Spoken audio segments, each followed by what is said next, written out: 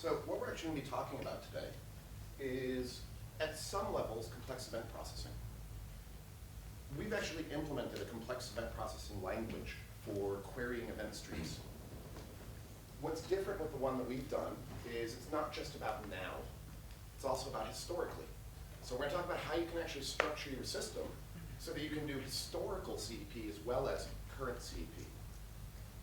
Now, in general, I find when you start bringing together ideas, one of two things is going to happen.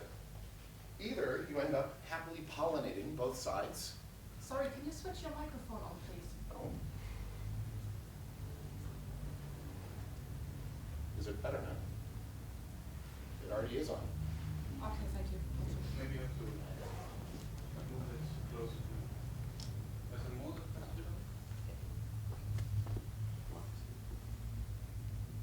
Is it better now? No, don't worry. I'll get somebody over. Okay. Either you're going to, now it suddenly works.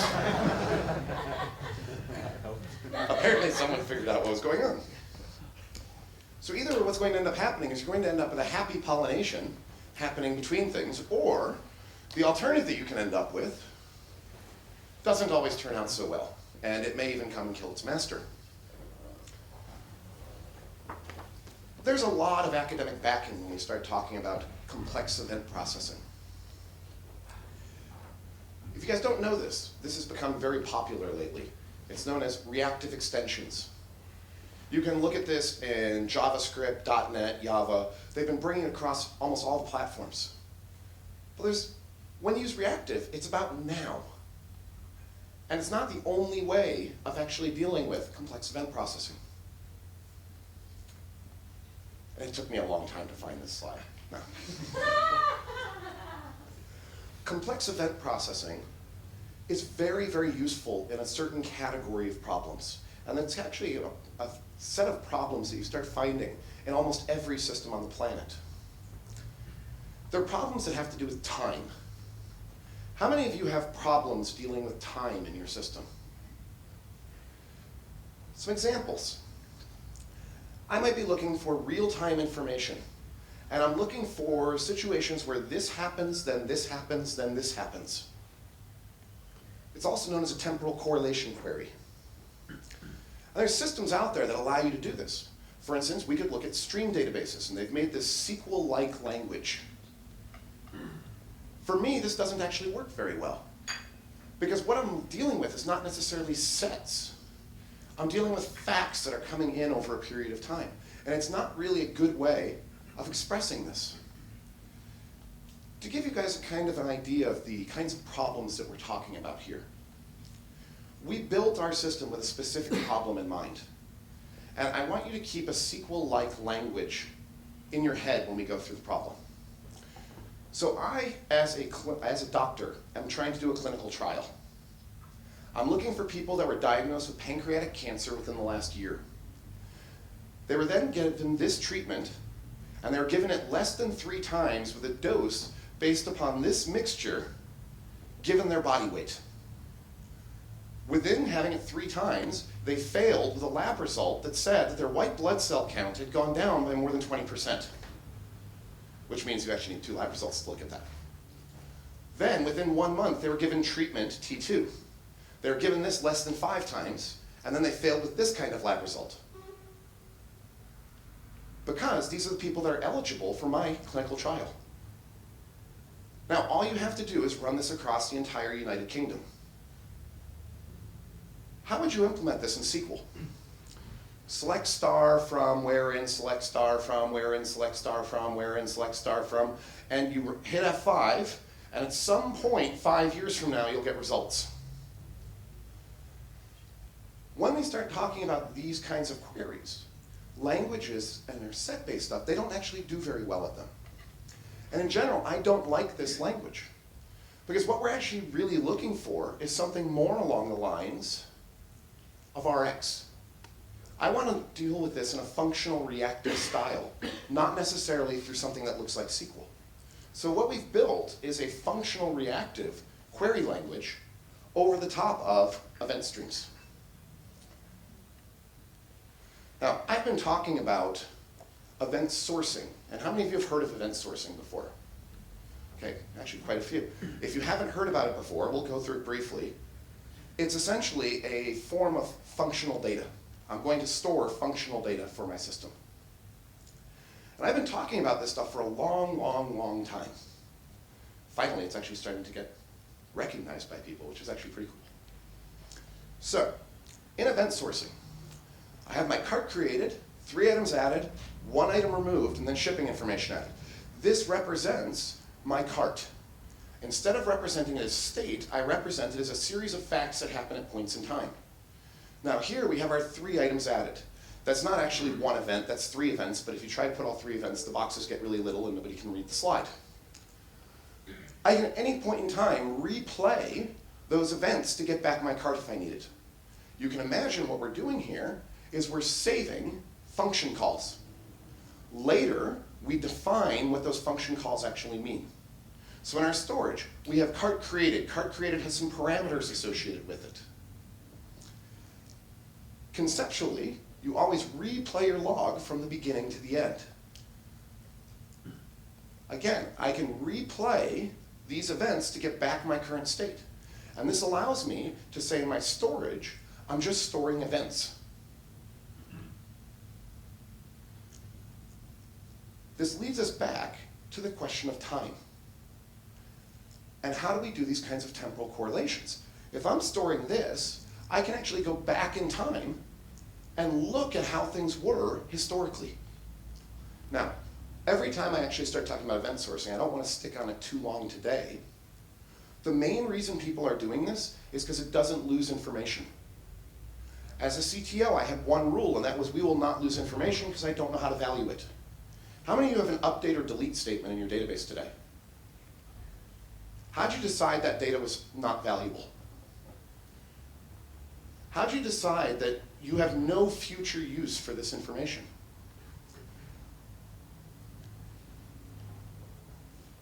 Now, when we start talking about the kinds of queries that we want to do over these event streams, they almost always come back to, let's say, that clinical example. So I'm looking for people that said the word Starbucks, then within 2 minutes said the word happy, and within 3 minutes, either direction, said the word coffee. This is the kind of query I might want to run against, let's say, a Twitter stream. And there's tons and tons and tons of software systems out there where I can do this, and I can do it from now forward. Where this comes together with event sourcing is I can now do it backwards as well.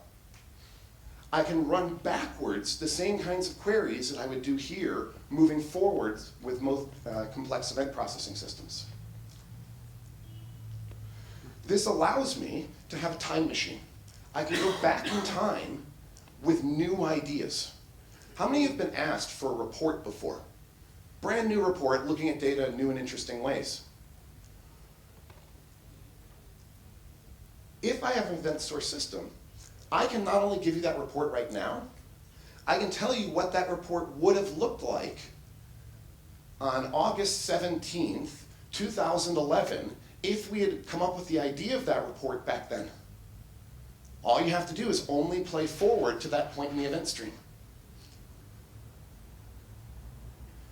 Event sourcing is an append-only immutable model. And the query language we're going to be going through today actually is already implemented. It's about to come out of beta. So it's in the event store, which is a domain-specific database for dealing with this kind of storage. The language itself is implemented in JavaScript. I know that sounds odd. We'll talk more about why we did it that way. But the database as a whole, it's an append-only immutable model. And by the way, it's all 3-clause BSD open source. So if you actually want to go take a look at the source for all this and how it actually works, you can. So, the event store is a new category of NoSQL databases. There's only one other I know of that would consider in the same category, and that'd probably be Datomic.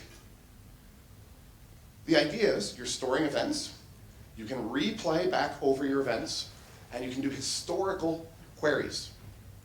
You can do complex event processing, but in a historical way. So let's start. at its base, an event is a function.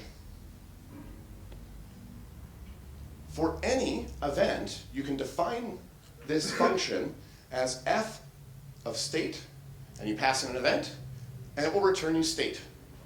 If I look at what an event is actually in the storage, let's imagine JSON. It has a name, it has some properties.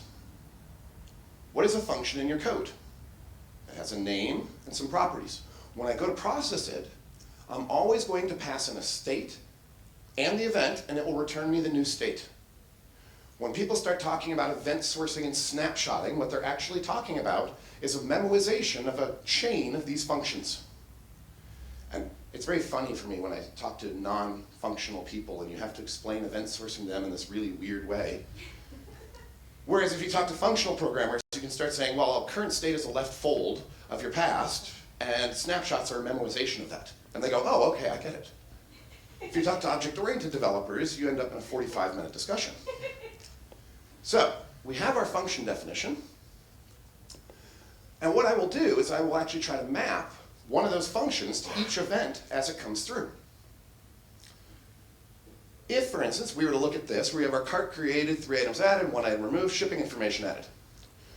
What we're going to see is we have created. Created gets past null in this case. Why? Because there's nothing older than created. Then I have item added, which gets past the return value of created. Item added gets past the return value of item added. And item removed gets past the return value of item added. By the way, has anyone seen this pattern before in code? There's also a higher order function that can do this. It's called a left fold. I don't expect you to actually write it like this every time, unless you're in Clojure, in which case it might actually look normal. Come on. But we can represent any event stream as a left fold like this. This is actually the root of the query language. The query language is all about generalizing this idea. We can generalize what we first saw. Instead of passing null, I might want to pass some initial state to that function. That would be useful. Well, if we're in JavaScript, I mean, how annoying would it have to be to actually check everything for null at every point along the way during your fold? So maybe I want to pass an initialized object that at least has the stuff with default values. Aside from that, we've got our functions coming through here. And eventually, we're going to have a method all the way out called filter. I'm either going to want to filter or transform the result of the whole fold in order to give you your final result. An example of this could be, I want to do the fold, but if it's less than 4, then I don't care about it. So return null, because it's not really a result. Going back, you'll notice we have F1, F2. The most important part of the query language is how do we map an event back to a function. And the way we do this is pattern match, which everyone should probably be familiar with here. So we do when, and then we have each event type listed, and you map an event type to a function. Again, every function takes state and event and returns state. This is what's going to come together, and it's how we configure the fold. There's some special ones. For instance, we have $any, which is a function I want to map to any event in the system. $init is the init function that we mentioned before from our generalization.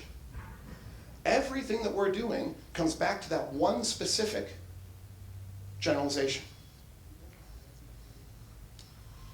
Now, we have our fold.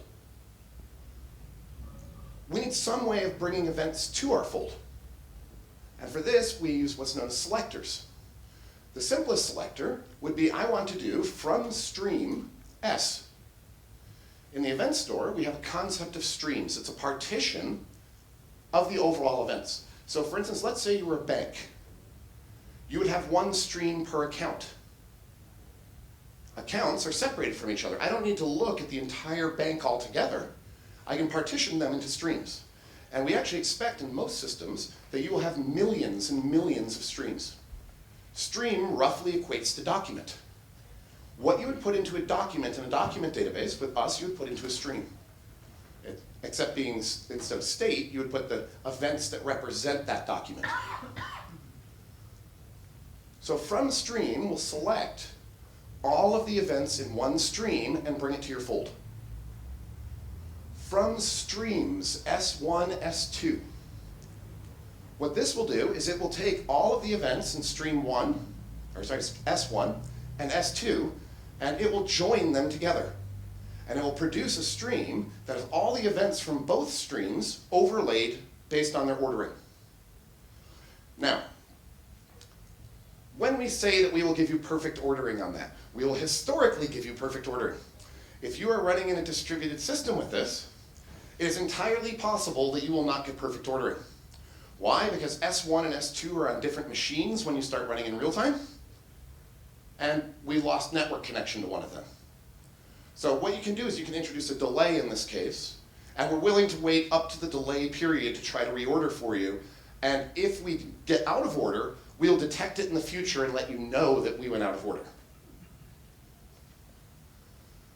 Another one, and this is actually why we had to build a custom transactional engine, from all, where you can go over all of your events within your replica set, and you can do them all in perfect order. And we're going to talk more about from all. It's actually a really, really useful selector. Other examples you can do, you might want to do a window. So I'm only interested in looking at things that are a year old, or I'm only looking at things within this month. You can actually window as a selector in order to limit what's coming from these other ones.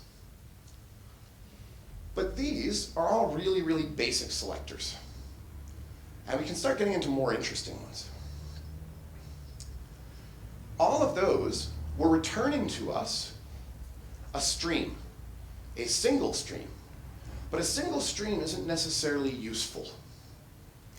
If I were in a bank, how useful would it be for me to do from stream account 1 to sum up the balance?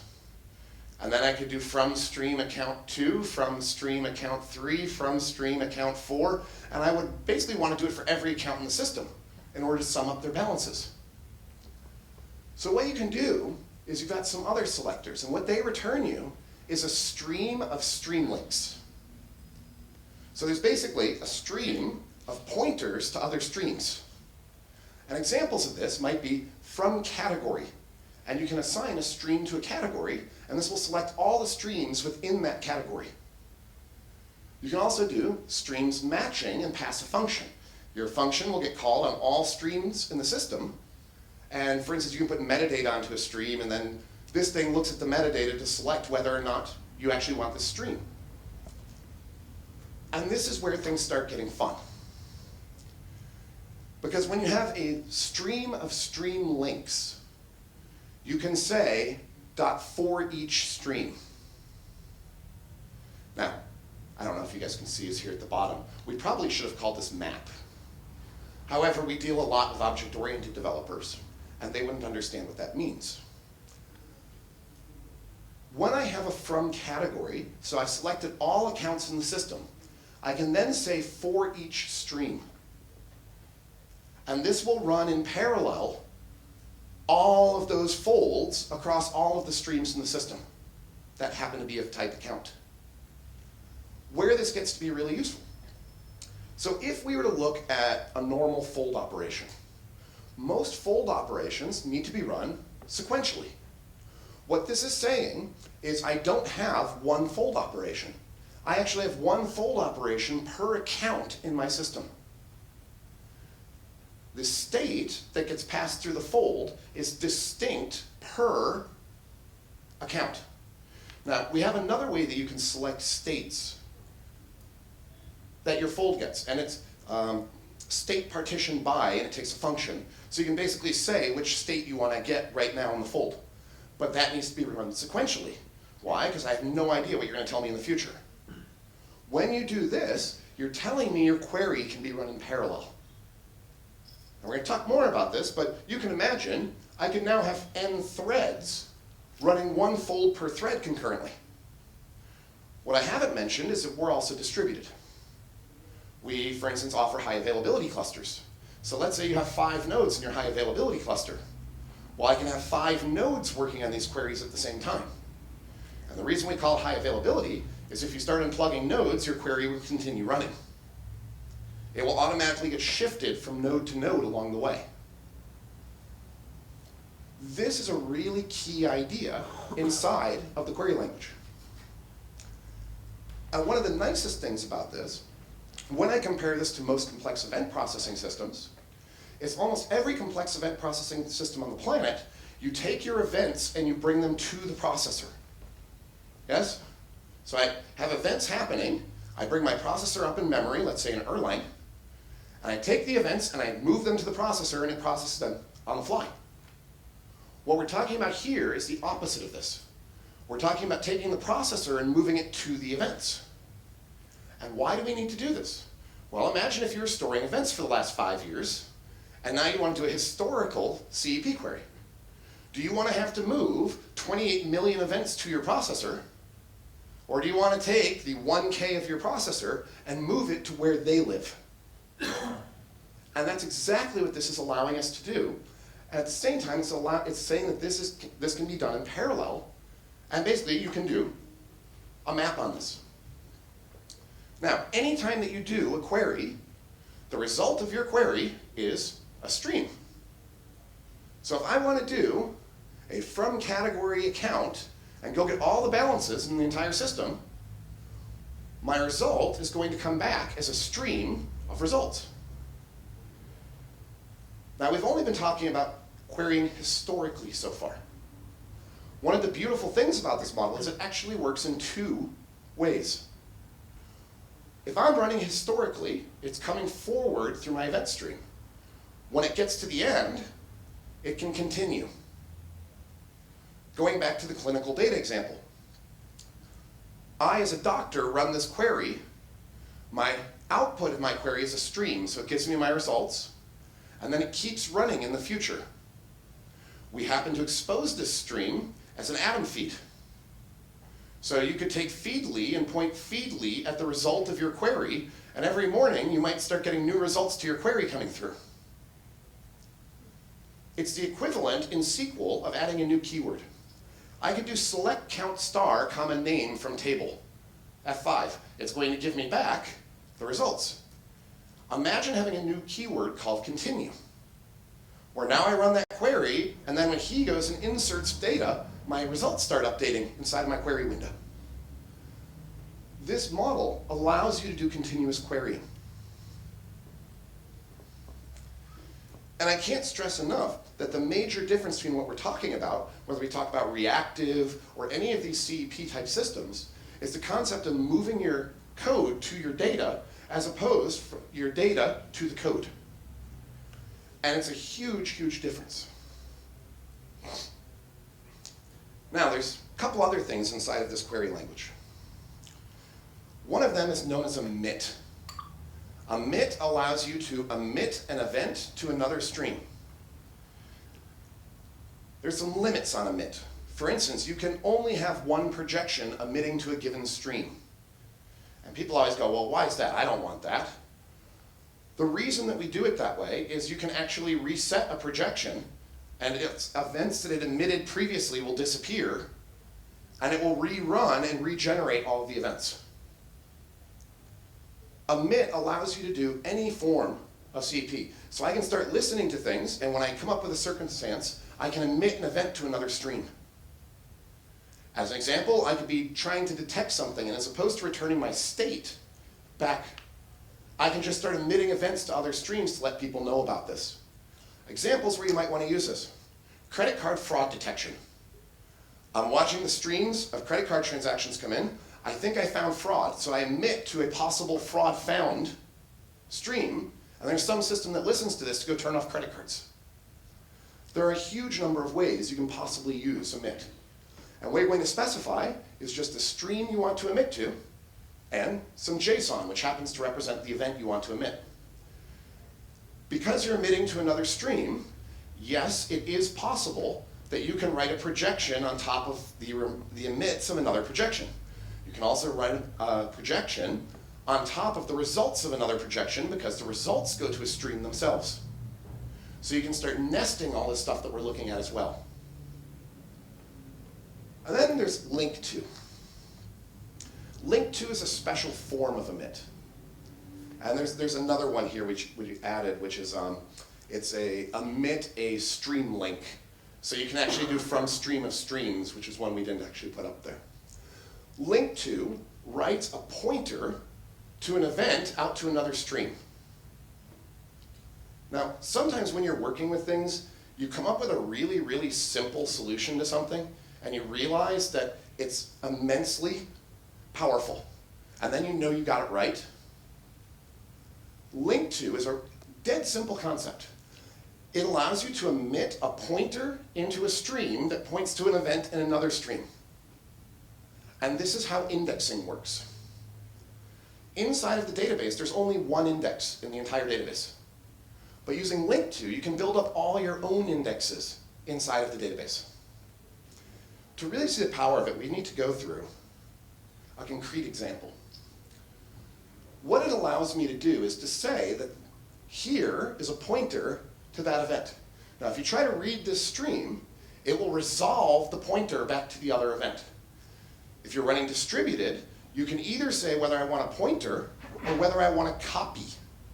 So if it happens to be on two different nodes, they can actually do a copy between them as well. If, for instance, you want to provide physical locality for your data. When you read from this stream, you're actually pointing out to all these other streams, and it's hidden from you. This is very much a simple redirection. Where this comes into play. So let's imagine I have some streams. In this particular case, we're going to have some chat. And what you have is one stream per chat room. So here we have Joe was talking, John was talking, Dan was talking, then John was talking. Here in our C# chat, we have Paul said something, then John said something, then Dan said something, then Dan said something. Here, Paul said something, then Paul said something, then Joe said something, then Joe said something. Only one problem. You were given the query from your business user of, I want to see who said the word Starbucks within 2 minutes of saying the word happy, within 2 minutes of saying the word coffee. And I don't care what chat room they were in. I care about them as a person. So now you have two options here. What you would normally do is you would come through and you'd write a serial projection. One that does from all state partition by user. But when I do that, I can only run it on one thread. It has to be run sequentially. What this allows us to do with the link to is to re-index these streams so then I can come back through and do a parallel projection against them, where it can be distributed across many nodes, as opposed to needing to be run sequentially. So, what we could do with a link to.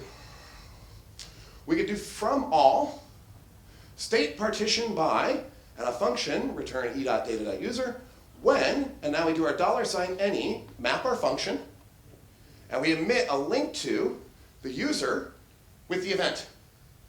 This basically creates for me a link where it points back. This projection must run serial. But now any future projections I want to be able to run against users, I can now do them in parallel. Basically, this is re-indexing my data, so now I can do parallel queries again. Let's take a look at what it actually looks like, and I know this isn't very nice looking. So now what I end up with, once that's run, is I have chat-Dan with pointers to all of Dan's chats regardless of chat room. I have another stream, chat-Paul, which points back to all of Paul's chats over here. If you were to do a query from stream chat-Paul, you will get all of Paul's chats. But I haven't copied the events. They're pointers back to the original events. And by the way, if you actually look at this and you're dealing with atom feeds from an HTTP level, yes, they point back to the same URIs. By the way, when does an event change in an immutable model? So what do you set cacheability on your events to? In fact, what do you set cacheability on your feeds to? With the exception of head, every URI that comes out is infinitely cacheable, which I hear is nice for scaling. What this is allowing me to do is to repartition my streams and to do it at a relatively low cost. This is, in fact, building an index. Once I've done this, I can now come back through and I could say, from category chat dot for each stream, and now fold across all of these independently, where each has their own state and they're independent of each other. A lot of the stuff we've been talking about in terms of complex event processing, there's already systems out there that do all of this. This is the one thing I don't think I've ever actually seen in another system.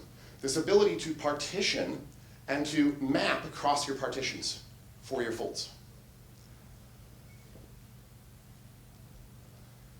Every index that you have in our system is in fact another stream. If you haven't realized yet, we're kind of stream-centric. Everything's a stream to us. What you do is you put links in a stream to other streams, and they will be resolved for you when you actually read from that stream. Now, to be fair, you can actually tell us not to resolve the links and you actually want the pointers back. This is a really low-level operation and most people will probably never use it. Now, when we start looking at this model, it's important to remember that an event, as well as being a function, is a fact that happened at a point in time. It's always a verb in the past tense. Your query does not care whether this fact happened 2 years ago or 1 millisecond ago. This is what allows us to do the model where we query historically, flip into right now, and then continue. There's all sorts of interesting uses for this ability to query back historically in the same model and then continue forward. One example that we've come up with for quite a few problems. What about training a neural network historically and then allowing it to flip to now and continue forward? For example, we could use simulated annealing throughout history as it comes up, and then let it continue, and it will just keep learning as it goes off into the future. It's the same model for historical data or for future data. It's allowing us to do complex event processing historically, and then when it comes to now, it flips and goes into current data. Again, this allows us to have our time machine, to be able to go back and look at things historically. I can go back and tell you what this report would have looked like at this time if we had come up with it. Even though you came up with it today, had you have come up with it 2 years ago, this is what it would have looked like on that day. This is immensely valuable from a business perspective. There's an entire category of problems that this works really well for. How many of you have been asked to make a prediction about something before? And then you say, but how good is your predictive capability? Well, you have a new way of making a prediction. Why don't you tell me what it would have said about today 1 week ago? Only feed it 1 week ago's information and tell me about today. It is also known as an alpha-beta walk, where alpha is predicting beta. And you can do this. Basically, beta is always future in time, alpha is predicting beta. You run them through the entire stream. It's a great way of doing machine learning. Now, one question we get asked a lot. Why on earth would you use JavaScript for this? Why didn't you use Clojure? Well, we could use Clojure, except I don't have enough parentheses on my keyboard.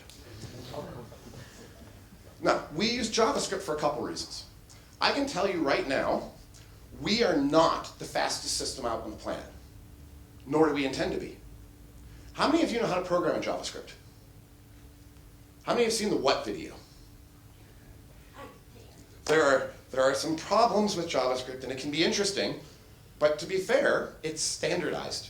Now, it may be standardized crap, but it's standardized and everybody knows it.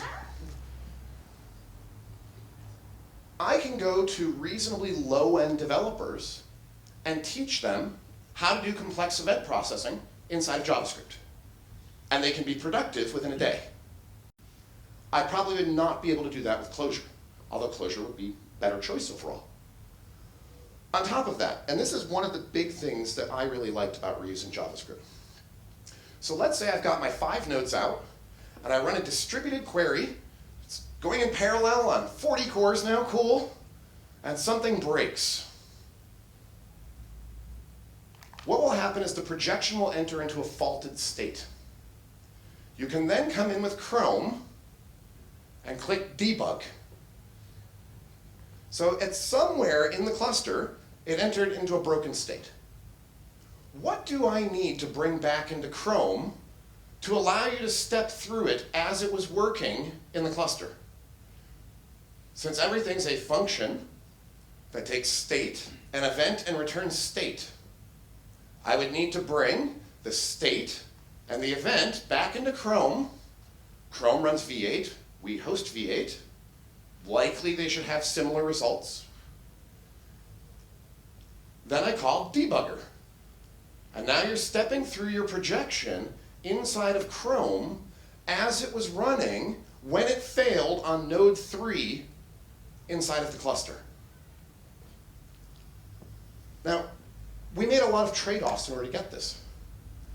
V8 is not the fastest language when it or the fastest runtime when it starts coming to things like memory allocations. If I want to make things idiomatic for you, I need to give you your events as JavaScript objects. Creating 150,000 JavaScript objects per second is kind of the limit you're going to start hitting. At the same time, we've made a lot of other trade-offs inside of the model. For instance, I make your data durable before I actually give it to your query. It's guaranteed to be durable. If you were, for instance, going to be taking the logs of a data center and trying to run CP across the logs of a data center, it's probably not the right tool to be using. Where the sweet spot is when you start looking at teams that fall in the bottom 98% of software. If, for instance, you're doing high-frequency trading, this is probably not the right tool for you. Then again, you probably are writing C code that's living inside of a GPU someplace. It's not going to be the fastest model, and there's a lot of trade-offs that have been made to keep things easy as opposed to making them as fast as possible. And it's important to remember that. If you try using it in places where you want sub-microsecond latency, it's not the right tool, and JavaScript would never have been the right language. It's focused on being easy, not being as fast as possible. That said, right now we can handle about 30,000 writes per second, and projections, when you do a parallel, can do about 150,000 events per second per node. And this is assuming just like a normal piece of commodity hardware. I'm sure if we got nice servers, it would do better. It's not that slow. If you were to do this and you wanted to make it fast, you would do your queries in C and compile them and maybe have LLVM optimize them and you'd push them out. But it'd be hard. When I'm dealing with JavaScript, it's very, very easy for me to do this. Now, in general, more functional programmers need to be using event sourcing. And it's funny for me when I talk to functional programmers and they go, event sourcing, what's that? Well, it's functional programming of data. It's a natural model if you're in a functional language. Current state is just a left fold of your previous behaviors.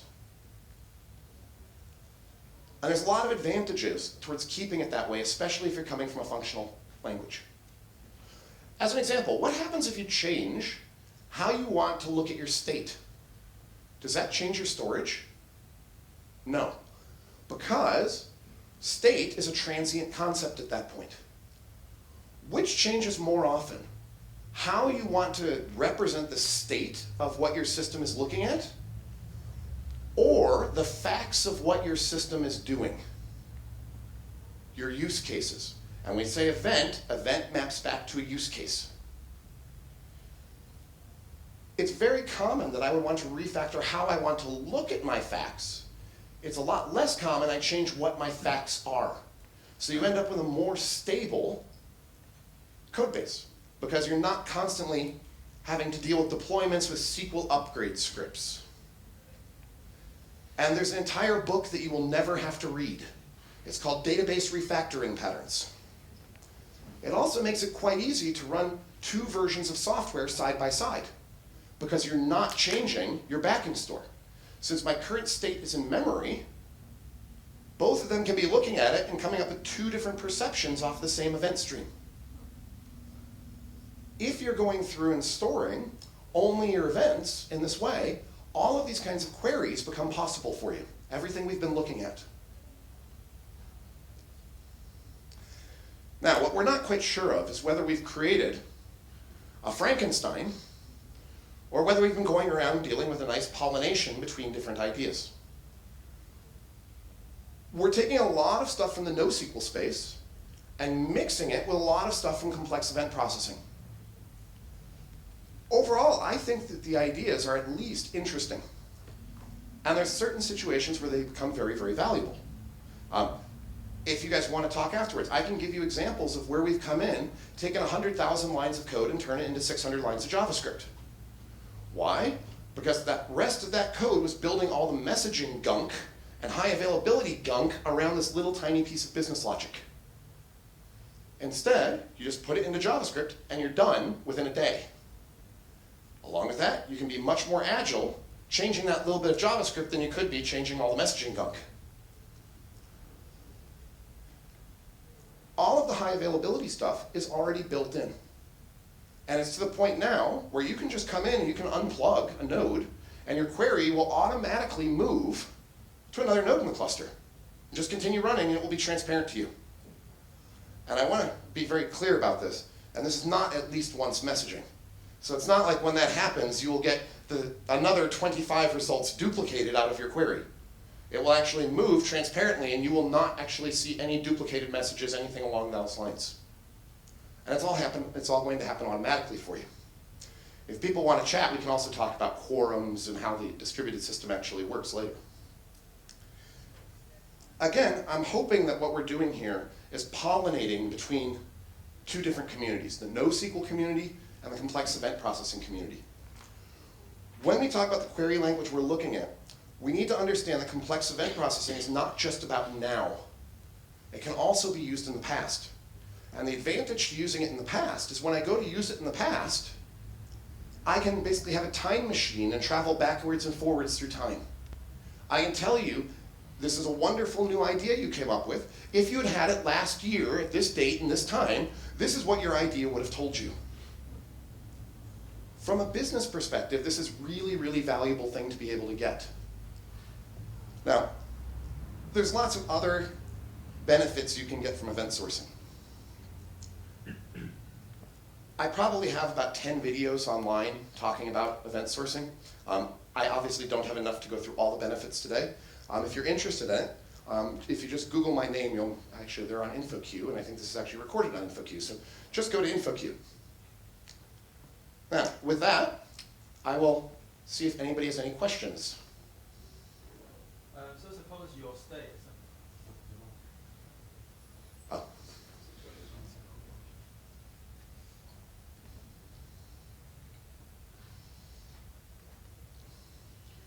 Apparently this is not the good place for microphones.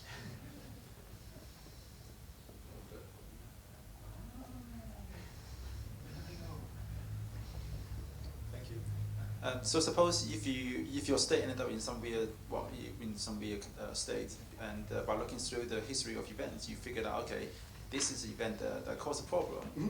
So can you then, because it's a pen-only store, can you then insert an event at a specific moment in time that has the reverse effect to? So I'm just going to rephrase the question. So I have a mistake in my event log, and basically now what I want to be able to do is I want to fix what that mistake was. Yep. So there's a lot of different patterns for this, and they mostly come back to accounting. So if I look at an accountant never erases in the middle of their journal. Instead, what they're going to do is they're going to add a new entry to their journal, and the new entry is going to undo the old entry. If I do that, I now end up with two queries. So I'm going to have an as of versus an as at query. I need to be able to do both those queries because I need to know if I had actually looked and made a decision at this point in time, it hadn't been corrected yet. So as at this point versus as of this point. And one of those queries, I only go forward in the event stream to that point in time. The other one, I go forward to that point in time, and then I go all the way to the end of the event stream to see if there's any retroactive things happening. That's one way of doing it. Another way of dealing with it, and let's say that you completely just totally screwed up, what you can do is you can read up the stream, change it in memory, write it back down to a new stream with the corrections in it, and normally if you do this, you write the first event saying, by the way, it came from this stream, and it was our migration process. And then what you can do is if you want, you can delete the original stream. I would only do that if you've completely, totally screwed something up, and that it's so bad you don't actually want to ever even know that information.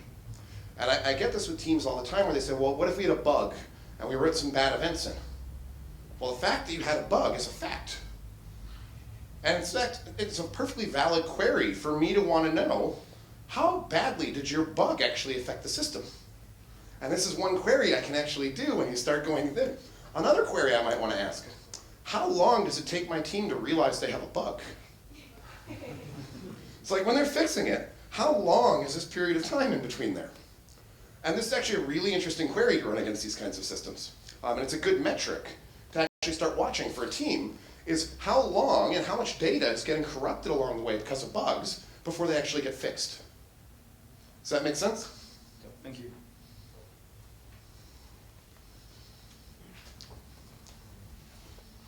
Hi. I won't say anything about Clojure, but it's not scheme, so there's not that much parentheses. Yeah, I agree with you, JavaScript is great for that, and that's really nice composition. About the link to example, is this a persistent view of stream? So the chat down stream is moving forward when the IT chat stream getting more event, or I don't know. So what happens is when you write that indexing projection, you have your choice. You can say, I want this indexing projection to index all of my history and stop. Or I can make it a continuous query and say, I want you to continuously index into the future. And what will happen is your indexes will run just like any other projection, and they will run asynchronously, so when the first thing runs, then it will get picked up, and it would write, let's say I were to have now a new event get written, let's say for John. Then this would get written, it would get picked up by the indexing projection, then written to the John stream. Now if I had a projection then running off of these chats, let's say for each one, it would then see this with a pointer back to there, and it would run into the next projection. So you can easily compose these along the way as well. Does that make sense? That makes sense. And are they immutable as well? So it's a regular stream? Yes, it's just a regular stream. In fact, the pointer that we write is just an event. It's just a special event that we understand to be a pointer. Yes, that's perfect. Thank you. These stream links are also just events that we write into ourselves that we understand internally. We try to make them short. So like, for instance, a pointer is actually just like a greater than with a point where it actually points to where that unique identifier is. Thanks. So, if I've just looked at my account balance and then I put some money into it, I just went and read the account balance from the beginning and I added all the events and then I've got my balance, then I put another event in. Presumably I'm not going to go back and read that whole stream again, and how do I control that? So we didn't talk about in this is more of an event sourcing concept. Very often I'll memoize the results of the fold at various points in time, so I don't actually need to go all the way back in time. If I have a memoization at version 97, so at event 97, and I now want to get to version 103, I can take 97, don't need to replay the 97 events before it, and can continue from that point forward. And that memorization is in storage?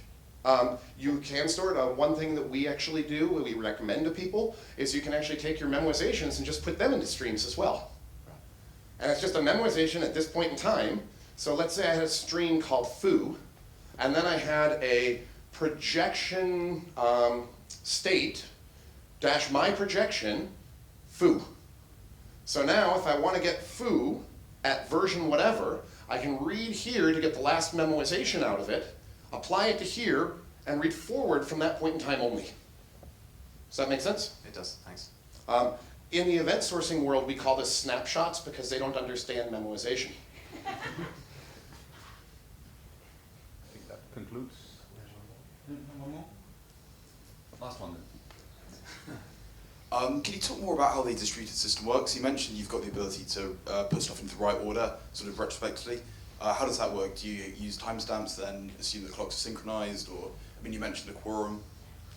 Okay, so we need to Big talk question, about I know. what kind of distribution we're talking about, because there's multiple kinds of distribution available. Are we talking about single replica set, multiple replicas, or are we talking about multiple replica sets sharded? So in the first one, it's absolutely no problem to deal with ordering, because a single replica set, at the end of the day, comes down to a single transaction log, so I only need to look at the position in the transaction log relative to any other transaction. When we start talking distributed is where things start to get more interesting. So on a historic query, this is not too big of a deal to actually deal with.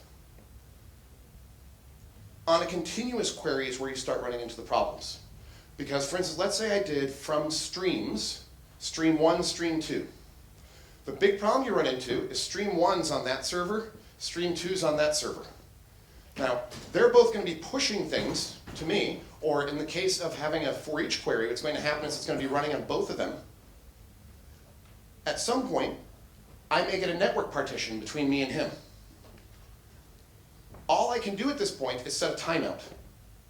Now, I will get that event at some point in the future, and I cannot guarantee you pure determinism at this point. But what I can do is I can detect if I made a mistake. So at some point in the future, he's going to give me this event, and I'm going to know that I processed his event already, even though I was supposed to process his first. Now, going historically in time, I can give you perfect order. But in real time, I can't necessarily give you perfect order. I can, however, detect once I've failed. I can give the projection at that point its choice about how it wants to handle that situation. Does it want to get replayed? So do you want to drop your state and go back and we'll start over again? Do you want to continue happily? Do you want to write a log message? I can let you know about that. Other than that, it's not that difficult of a problem. And I believe we're supposed to move out of here now. I think we're actually over time. In terms of the HA stuff and quorums, if you want, grab me afterwards and we can talk a bit about how that works. Thank you, Greg.